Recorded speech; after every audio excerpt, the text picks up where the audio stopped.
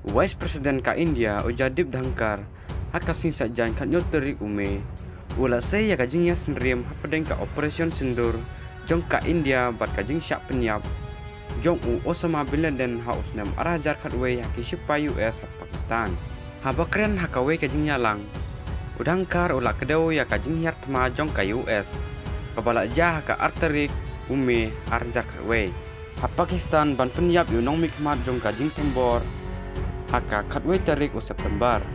Henry unumai kemat syam lajar kerteng bet ya Bin Laden. Henry ulak penong ya jing yanu jor ke bajam bah. Dak ke baong.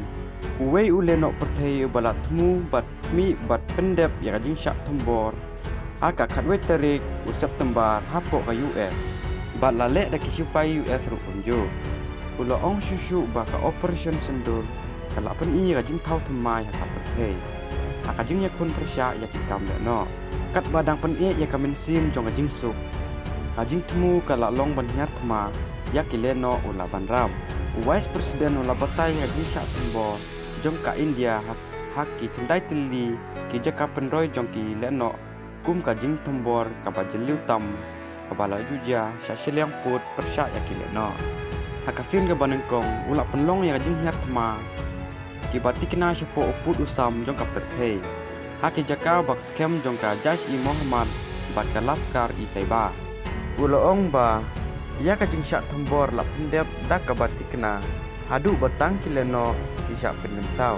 ula perken mauru ya ka khubor jong menteri rong badu kari Narendra Modi hadin ka jing syak tembor jong ki leno Pahalgam kabala shim ya ka jing im jong ki arpen rungut ki breu kita kemdei ki kitin teli ka partai menta kala snyotu ulaong ru ba jing syak tembor jong ki leno Pahalgam kabala penyap duna ya ka arpan rungut ki breu kadai ka jing syak tembor ka basar kaitam ya ki ripai ba nadu ka jing syak tembor ha Mumbai Vice President maham susu ba enam kersan ya kiri ki balong persya ya ka jing mentoy juga India hatu ngilak ban aibor ya kiri ke balong persya ya kajing bentoy jongi kapor kalapoi ba uwe pa uwe nangi udai ban perkat jeliu syapang kajing long trairi hakal yang kayok kakot laong udangkar Vice President